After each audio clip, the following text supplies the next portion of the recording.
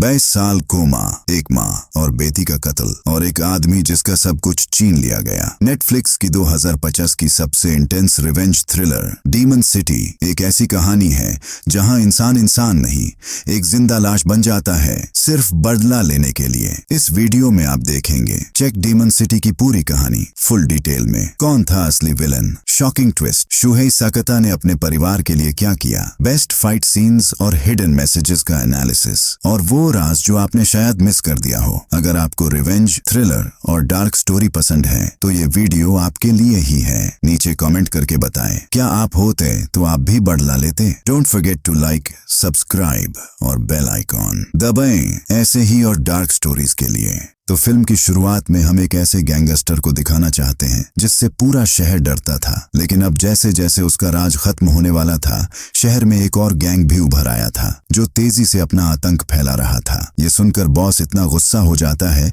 कि वो इस कहानी को बताने वाले के मुंह में चाकू रख देता है और उसके मुंह को एक तरफ से छेद देता है। इस गैंगस्टर के घर के बाहर हमें सगाटा दिखाई देता है जो पाइप से छत पर चढ़ता है और इस गैंगस्टर के हाथों से लड़ते हुए उसे पीटना शुरू कर देता है। फिर उसने मृत अंगरक्षक को पकड़ लिया और सीढ़ियों पर चढ़ते समय उसे गार्डों पर गिरा दिया, जिससे सभी को देर हो गई। अब तक गैंगस्टर को भी हमले की खबर मिल चुकी थी। वह इस स्थिति से बचने के लिए कार के पास आता है और देखता है कि ड्राइवर पहले ही मारा जा चुका है। वह अब कमरे में आता है और अपने दराज से एक बंदूक निकालता है जब तक कि सगाटा भी घर के अंदर नहीं आ जाता। उसे रोकने के लिए इस गैंगस्टर का दाहिना हाथ उससे लड़ने लगता है और उसके सामने आने वाली हर चीज से वह सगाटा पर हमला करके उसे रोकने में सफल होता है। अब सगाटा की कहानी खत्म करने के लिए उसने भी एक नुकीली चीज उठाई और सगाटा को नीचे गिरा दिया। इससे पहले कि वो सगाटा को चाकू मार पाता, सगाटा ने चाकू उठाया और उसका हाथ काट दिया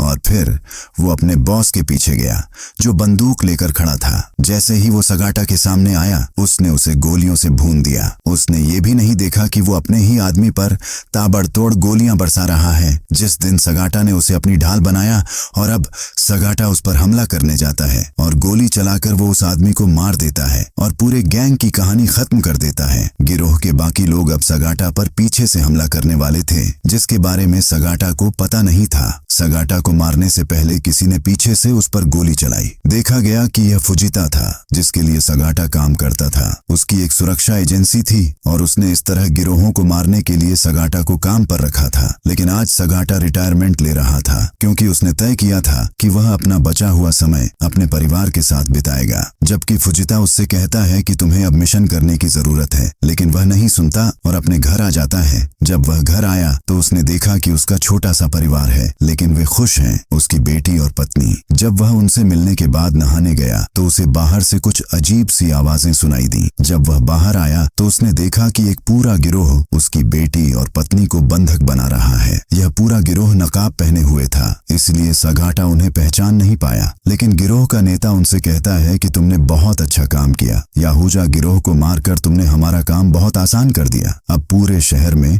हम अकेले रह जाएंगे, पर अब हमारे पास सिर्फ एक ही इंसान की दिक्कत है, समझ रहे हो ना? जिसने याहूजा गैंग को मारा वो हमारे गैंग को भी मार सकता है। तो मैंने सोचा उससे पहले ही उसका काम तमाम कर देता हूँ। बॉस के कहते ही एक आदमी सगाटा की बेटी डियो को पकड़ लेता है। उसे देखते ही सगाटा को गुस्सा आ जाता है और वो उस पर हमला कर देता है और सगाटा को चेतावनी देने के लिए इधर से दूसरा गैंगस्टर बॉस को उसकी टेबल पर लेटाकर गोली मार देता है ताकि सगाटा को पता चले कि उसके परिवार को बंधक बना लिया गया है। जैसे ही सगाटा उसकी चेतावनी को देखते हुए खुद को लड़ने से रोकता है तो अब गैंगस्टरों ने उसे मारना शुरू कर दिया। अपने पिता को बुरी हालत में देखकर डियो उनसे उसे छोड़ने के लिए कहता है, लेकिन वे एक बात नहीं सुनते। सगाटा की पत्नी भी रो रही थी। उसके रोने की वजह से यह गैंगस्टर बहुत परेशान हो जाता है और उसे गोली मार देता है और उसकी कहानी खत्म कर देता है। इससे पहले उसने सगाटा की बेटी डियो को भी गोली मारी थी। सगाटा ने डियो से कहा कि वह यहाँ से भाग जाए, लेकिन गैंगस्टर ने उसकी बेटी को गोली मारकर उसकी जान ले ली और यहाँ सगाटा पूरी तरह से टूट चुका था। उसके बाद उन्होंने सगाटा को भी गोली मार दी और यह गैंग इस तरह यहाँ से चला गया कि किसी को पता ही नहीं चला कि ये गिरोह है जो इस पूरे परिवार को मार देता है। जब पुलिस हत्या स्थल पर आई, उन्हें लगा कि एक पागल आदमी ने अपने परिवार को मार डाला और फिर मर गया और यह खबर टीवी पर प्रसारित हुई। समय बीतता है और 12 साल बाद हमें इस शहर के मेयर सोनोहारा को दिखाया जाता है। एक प्रेस कॉन्फ्रेंस में वह बता रहे थे कि उन्होंने कैसे शहर का विकास किया, कैसे उन्होंने इस अपराध से भरे शहर को एक प्रगतिशील शहर में बदल दिया। यह सुनने के बाद एक रिपोर्टर यहाँ आता है और उससे कहता है, क्या आप गलत कह रहे हैं? पिछले 10 सालों में यहाँ बहुत सारे लोग गायब हो गए हैं। दिनचर्या ऐसे ही चलती रहती है। सगाता का सारा काम कोई दूसरा व्यक्ति करता है। वह उसे घुमाने ले जाता है, खाना खिलाता है और वापस घर लाता है। एक दिन जब वह सैर के बाद सगाता को घर ला रहा था, एक आदमी ने आते ही सगाता पर हमला कर दिया और उसके हाथ में चाकू घोंप दिया। जो आदमी आज सगाता की देखभाल कर रहा था वह डर गया। पता चला कि वह याहूजा गिरोह का आदमी था जिसका हाथ सगाता ने काटा था और वह अपना बदला लेने के लिए यहाँ आया था। लेकिन अब सगाता उससे बदला लेने की हालत में नहीं था। दूसरी तरफ हमें दिखाया गया कि जो रिपोर्टर सोनोहारा के सामने उसका अपराध रख रहा था, वह अभी भी एक आदमी से उसके अपराध के बारे में जानकारी ले रहा है। उस आदमी का चेहरा फिल्म की शुरुआत में याहूजा गिरोह के नेता ने काट दिया था। उसे शहर में होने वाले हर अपराध के बारे में पता था। वह बताता है कि कैसे सोनोहारा ने अपने रिसोर्ट और मॉल के लिए लाइसेंस प्राप्त किया। रिपोर्टर यह सब लिख रहा था। इसी बीच किसी ने उसकी कार का शीशा तोड़ दिया। उस आदमी ने नकाब पहना हुआ था। रिपोर्टर कार से भागने की कोशिश करता है लेकिन वह पकड़ा जाता है। नकाब पहने हुए उस आदमी ने सूचना देने वाले आदमी को भी पकड़ लिया। उसने बंदूक उसके मुंह में डाली, उसे गोली मारी और उसे मार डाला। फुजिता को उसका सिर कटा हुआ दिखाया गया। उसे अतीत की यादें थीं। वह जानती थी कि उसने गिरोह को सगाटा के परिवार के बारे में बता दिया था। वह गिरोह जिसने सगाटा के परिवार को मार डाला और उसे आज भी इस बात का पछतावा है, इसलिए वह सगाटा की देखभाल करता था। इधर अस्पताल में भर्ती एक पुलिस अधिकारी सगाटा के पास पहुंचता है और किसी काम से गार्ड को उसके पास भेजता है। यहाँ आते ही उसने नकाब पहन लिया। इसका मतलब है कि पुलिस अधिकारी भी केमांगमी गिरोह का हिस्सा था जिसने सगाटा के परिवार को मार डाला और अब वह सगाटा को खत्म करने आया था। वह ड्रिप में जहर का इंजेक्शन लगा रहा था और सगाटा उसे देख रहा था। उसके अंदर गुस्से और बदले की आग थी जिसने उसके लकवाग्रस्त शरीर में जान डाल दी। सगाटा ने अपनी ड्रिप उतारी और खुद को बिस्तर से नीचे गिरा लिया। फिर उसने इस आदमी को पीछे से पकड़ लिया और उसे नीचे गिरा दिया। लेकिन अब वह ज्यादा ताकतवर नहीं था, इसलिए अगली बार जब गैंगस्टर आया तो वह बेहोश हो गया। इसी बीच दूसरे अधिकारी भी उसके पास आ गए। जब उनमें से एक ने अपने सीनियर को नकाब पहने देखा तब उसे सारा खेल समझ में आ गया। अब अगर उसने मुंह नहीं खोला तो नकाब पोश अधिकारी उसके चेहरे पर तकिया रखकर उसे गोली मार देता। दूसरे अधिकारी ने अपने सीनियर से कुछ नहीं कहा क्योंकि वह भी गिरोह का हिस्सा था, लेकिन अब वह डॉक्टर के बारे में सब कुछ देख चुका था। इसलिए दूसरा आदमी डॉक्टर को पकड़ लेता है और उसे मार देता है। इस लड़ाई में उसने सगाटा पर भी ध्यान नहीं दिया जो अब अपने होश में आ गया था। उसने नकाब पोश अधिकारी को पीछे से पकड़ लिया। उसका दूसरा साथी उसे बचाने आया तो सगाटा ने उसे बिस्तर के पीछे धकेल दिया, लेकिन नकाब पोश अधिकारी के हमले से वह नहीं बच पाया। सगाटा ने खुद को बचाने के लिए उसे नीचे गिरा दिया और इससे पहले कि नकाब पोश अधिकारी पीछे से हमला कर पाता, चादर बनाकर सगाटा ने उसके गले में डाल दी और जोर से धक्का देकर उसे मार डाला। नकाब पोश अधिकारी तड़प तड़प कर अपने पैर जला रहा था और उसके दूसरे अधिकारी को उसके पैरों ने धक्का दे दिया जो खिड़की से बाहर गिर गया और मारा गया। इसी बीच फुजिता भी सगाटा को देखने पहुंच गया। इससे पहले कि वो ऊपर जा पाता, उसे देखकर आश्चर्य हुआ कि सगाटा खुद उसके सामने आ रहा था। बाहर आते हुए उसने यहाँ से कुछ खाने का सामान उठाया और यहाँ उसे अपने परिवार की सारी यादें याद आने लगी। इधर केमांगमी गैंग के लीडर को खबर मिल चुकी थी कि सगाटा होश में आ चुका है। वो फुजिता को संदेश देता है कि सगाटा की लाश लेकर आए और सीन कटकर हमें दिखाता है कि थोड़ी देर में उसके गोदाम में एक लाश आ चुकी थी जहाँ बहुत सारी लड़कियां ड्रग्स पैक कर रही थीं। लेकिन ये सब शायद भ्रम था। लाश किसी और की थी क्योंकि गोदाम के बाहर सीसीटीवी में सगाटा सभी गार्ड से लड़ता हुआ दिखाई दे रहा था। गेट पर बैठा चौकीदार अब सगाटा की गाड़ी पर गोली चलाता है तो अंदर सगाटा के केयरटेकर को उसकी गोली लगती है और जब फुजिता बाहर आता है तो वो भी गोली लगने से घायल हो जाता है। लेकिन उसने हार नहीं मानी और अपने सामने गोली चलाने वाले को अपनी बंदूक से गोली मार दी। इधर जब सगाटा फैक्ट्री के अंदर आया तो उसने बहुत से लोगों से लड़ाई शुरू कर दी। एक एक करके वो एक एक व्यक्ति को मार रहा था और आगे बढ़ रहा था। किसी को पीछे से गिरा रहा था तो किसी का सिर दीवार पर मार रहा था। वो सबको मार रहा था और आगे बढ़ रहा था, लेकिन उसके आगे और भी लोग इंतजार कर रहे थे जो उस पर अलग अलग तरीके से हमला करते हैं, लेकिन सगाटा उन्हें एक ही तरीके से मारता है। जब सगाटा दूसरे आदमी से लड़ने लगा तो इधर एक आदमी पीछे से क्रेन लेकर आया और उसे मशीन में डाल दिया। जब सागाटा इस मशीन से नीचे गिरा तो उसने चाकू फेंका और उस आदमी की गर्दन पर वार कर दिया और वो वहीं मर गया। दूसरा आदमी कन्वेयर मशीन पर बैठा था और उस पर गोली चला रहा था। सागाटा ने एक बड़ी छलांग लगाई और कन्वेयर मशीन के अंदर चला गया। उसने अपनी बंदूक ली और उसे भी गोली मार दी और अपने साथ अपने कई साथियों को भी गोली मार दी। लेकिन लड़ाई अभी खत्म नहीं हुई थी। लोग अभी भी उसके पीछे थे। हर कदम पर कोई न कोई उसके सामने आ जाता और वह मारता हुआ आगे बढ़ रहा था। इस बार वह अपने परिवार का बदला लेने के लिए लड़ रहा था। वह केमांगमी के नेता से लड़ रहा था। वह अपनी दवाओं से लड़ने के लिए खुद को तैयार कर रहा था। जब वो ऊपर पहुंचा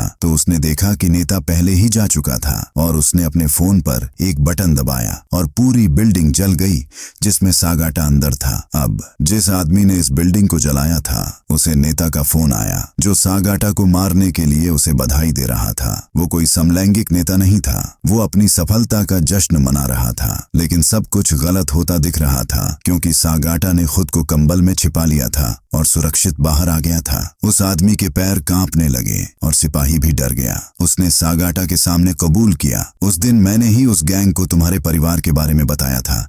मैं इस अपराध बोध के साथ नहीं जी सकता। तुम मुझे भी मार दो। सागाटा को यह बिल्कुल बर्दाश्त नहीं हुआ और उसने गोली मारकर उसकी हत्या कर दी। जिसके बाद उसने गैंग के दूसरे आदमी को कैद कर लिया। वो अपने लीडर के बारे में जानना चाहता था। वो अपने मोबाइल से अपने लीडर को कॉल करता है। यहाँ सबसे बड़ी सच्चाई सामने आती है कि उसका लीडर कोई और नहीं बल्कि सुनुहारा है। वो इस शहर का मेयर है जो सागाटा को बताता है, मैं अपने कानूनी काम से जो भी कमाता हूँ वो सब शहर की तरक्की पर लगाता हूँ। मुझे नहीं लगता कि मेरे गैंग को खत्म करना तुम्हारे लिए अच्छा होगा। कॉल काटने के बाद सागाटा अपने सामने मौजूद आदमी को गोली मार देता है और उसे मार देता है। सुबह दिखाया जाता है कि पुलिस सारे हमलों की रिपोर्ट कर रही थी जो रात में हुए थे। बताया जा रहा था कि ये सारे हमले सागाटा ने ही किए हैं। सागाटा ने सारे लोगों को मार दिया है और वो खुद एक बम धमाके में मारा गया। ये सारी खबरें दूसरी तरफ रियो ने देखी। रियो यानी सागाटा की बेटी जो अभी जिंदा थी और उसे केमांगमी गैंग के एक आदमी ने पाला था। इधर इस आदमी को खबर मिलती है कि सागाटा अभी मरा नहीं है लेकिन वो छुपा हुआ है और कभी भी वह यहाँ आकर हमला कर सकता है। जबकि हम सागाटा को एक बूढ़े पुलिस अधिकारी के साथ देखते हैं जिसकी एक बार सागाटा ने जान बचाई थी और इसीलिए पुलिस अधिकारी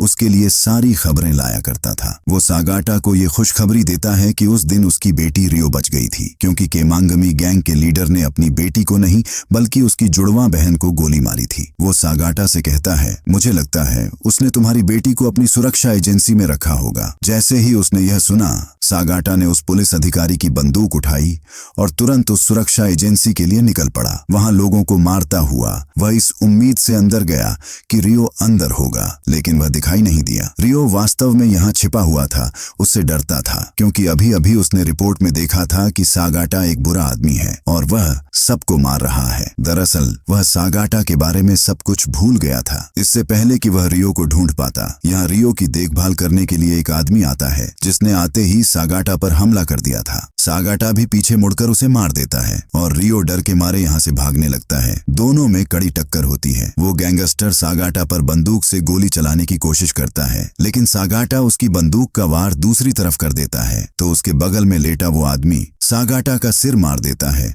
और खुद को बचा लेता है। अब वो उसका अपमान करना शुरू कर देता है। जब ये आदमी बोलता है सागाटा उसे पहचान जाता है कि ये वही आदमी है जिसने उसकी पत्नी को मारा था। इससे पहले कि वो अपनी पत्नी का बदला ले उसकी बेटी रियो पीछे से आती है और उस पर तीर से हमला कर देती है। सागाटा खिड़की से नीचे गिर जाता है। जब वो नीचे गिरा सागाटा वहां से गायब हो गया क्योंकि हमें दिखाया गया था कि सागाटा को उसके सह पुलिसकर्मी ले गए हैं। वो सुरक्षित जगह पर पहुंचता है। वहां वो सागाटा का तीर निकालता है और उसे पट्टी बांधता है। तभी उसे सोनोहारा का फोन आता है जिसे सीवीसी से पता चला कि वो सागाटा को लेकर भाग गया है। अब वो सागाटा से फोन मांगता है। सोनोहारा सागाटा से कहता है, अगर तुम अपनी बेटी को फिर से देखना चाहते हो तो रिसोर्ट में आ जाओ बिना कोई परेशानी दिए। सागाटा भी चला गया। सबसे पहले वो अपने गुप्त स्थान पर गया। वहां से उसने अपनी तेज कार और कुछ हथियार लिए और फिर रिसोर्ट के लिए निकल गया जहां दिखाया गया कि रियो एक कमरे में बंद है। इस रिसोर्ट में सबका ध्यान बंटाने के लिए सागाटा की खाली कार आती है जबकि सागाटा दूसरी तरफ से रिसोर्ट में प्रवेश करता है। वो सुरक्षा गार्ड के सामने बैठ जाता है और सीढ़ियों पर चढ़ने की कोशिश करता है। सीढ़ियों में सभी लोग, वो सबको बेरहमी से मार रहा था। सबको मारना आसान था, लेकिन जब वो आखिरी सीढ़ी पर पहुंचा, यहाँ एक आदमी अपनी तलवार से सागाटा को घायल कर देता है। अपने दर्द को एक तरफ रखते हुए सागाटा ने सबसे पहले इस आदमी को मारा और फिर आखिरकार वह ऊपर पहुंच गया। जैसे ही वह इस मंजिल पर आया, सागाटा का सामना एक नकाबपोश आदमी से हुआ। उसके कौशल वास्तव में सागाटा के स्तर के थे। उसके साथ लड़ते हुए सागाटा को वास्तव में कठिन समय लगा, लेकिन आखिरकार सागाटा ने उसे हरा दिया। लेकिन लड़ाई अभी खत्म नहीं हुई थी। सीढ़ियों से कई और गार्ड उसे मारने आए। उसे गोली मारते हुए वह लिफ्ट में सबसे ऊपर पहुंच गया। वह इस मंजिल पर रियो से मिलने वाला था। जब रियो ने उसे देखा, वो चौंक गई। रियो उसे पहचान नहीं पाया। रियो को देखकर सागाटा बहुत भावुक हो गया था और उसके भावनात्मक विनाश का फायदा उठाते हुए एक नकाबपोश आदमी उस पर पीछे से हमला करता है और उसे बेहोश कर देता है। और फिर यहाँ सुनोहारा की एंट्री होती है। उसके बाल पकड़े हुए सागाटा को ऊपर दिखाया गया है और सुनोहारा उसे सुनाना शुरू करता है शहर के राक्षस की कहानी, जो वो खुद था। वो सागाटा को बताता है, इस राक्षस को बिल्कुल भी दया नहीं आई। देख, मैं अभी तेरी बेटी को मार डालूंगा। उसने अब अपनी तलवार रियो की गर्दन पर रख दी थी, जबकि सागाटा तड़प रहा था। यह दृश्य देखने के बाद रियो को सब याद आ जाता है, कैसे बचपन में अपने पिता को बचाने के लिए वह इन लोगों के सामने भीख मांग रही थी और बंदूक उस पर तान दी गई थी। वह अब अपने पिता को पहचान चुकी थी। इसी बीच ताकागोवा, वह पुलिस अधिकारी जो हमेशा सागाटा की मदद करता था, वह भी आ जाता है। वह यहाँ मौजूद कुछ लोगों को मार देता है और सागाटा रियो की जान बचाने के लिए उसे यहाँ से भाग जाने के लिए कहता है। सागाटा अब यहाँ मौजूद आखिरी नकाबपोश से लड़ रहा था। उसके कौशल वाकई बहुत अच्छे थे, यहाँ तक कि सागाटा उससे कई बार हारने लगा, लेकिन उसने उम्मीद नहीं खोई, क्योंकि वो अपनी बेटी के साथ रहना चाहता था। आखिरकार जब वो लड़ रहा था, उस आदमी को हराने में सफल हुआ। तब उसने उसका मुखौटा उतारा और देखा कि वो सुनोहारा का जुड़वां भाई था। और फ्लैशबैक में हमें दिखाया गया कि सुनोहारा का ये भाई उससे बहुत प्यार करता था। वो उसके लिए कुछ भी करने को तैयार था, यहाँ तक कि किसी की जान लेने के लिए। सुनोहारा हमेशा अपने भाई का फायदा उठाता था, इसीलिए वो एक आलीशान जिंदगी जी रहा था, जबकि उसका भाई उसके लिए एक नौकर की तरह रह रहा था। अब क्योंकि सुनोहारा का भाई मर गया, इसलिए सुनोहारा को लड़ना पड़ा। दोनों को एक साथ प्रशिक्षित किया गया था। सुनोहारा अब उसका मुखौटा पहनता है, जबकि यहाँ से रियो, वह सागाटा की बेटी, अपने पिता के लिए यहाँ वापस भी आती है। दोनों के बीच एक शानदार तलवारबाजी दिखाई गई है। सागाटा जीत सकता था, लेकिन इतनी चोट के कारण उसकी ताकत कम थी, जिसके कारण सुनोहारा उस पर भारी था और वह उसका हाथ काटने में सफल रहा। अपनी बांह कटने के बावजूद सागाटा में हिम्मत नहीं थी और एक आखिरी बार उसने उठाया शहर का दानव, यानी उसने सुनोहारा पर हमला किया, जिसके कारण उसका मुखौटा गिर गया और उसका सिर भी घायल हो गया, जिसके कारण वह वहीं मर गया। और यह सारी लड़ाई रियो ने अपनी आंखों से देखी। उसने अपने पिता का कटा हुआ हाथ देखा। उसने अपने पिता को चिंतित देखा। इससे पहले कि वह अपने पिता के पास जाए, यहाँ वह आदमी आता है जिसने रियो का पालन पोषण किया। रियो उसे देखना भी नहीं चाहता था। फिर वह उससे कहता है, मैं तुम्हारा असली पिता हूँ, मैंने तुम्हें पाला है। इससे पहले कि वह रियो के करीब आता, पीछे से सागाटा वह उसे भी अपनी तलवार से काट देता है। उसके बाद वो रियो के करीब आया और रियो को गले लगाया। उसने आखिरी बार अपनी बेटी से अपने प्यार का इजहार किया और यहीं उसने अपनी बेटी को गले लगाया और मर गया। थोड़ी देर बाद इस बिल्डिंग में भीड़ लग गई। पुलिस आ गई, दमकल की गाड़ियां आ गईं, बचाव दल आ गया, जिसने यहाँ से लाशें उठानी शुरू कर दी। दिखाया गया कि उनमें से एक जिंदा था और वो कोई और नहीं बल्कि सोनूहारा का जुड़वा भाई था। थोड़ी देर बाद दिखाया गया कि सोनूहारा का भाई अपने चेहरे पर लगे घाव के सहारे अपने भाई की जगह चुनाव जीत जाता है अपने भाई के नाम पर और इस शहर का नया मेयर बन जाता है। मेयर का इंटरव्यू देने के बाद दिखाया जाता है कि उसने नेता का मुखौटा पहना हुआ था। इसका मतलब है वो सोनूहारा की हैसियत का लुत्फ उठा रहा था।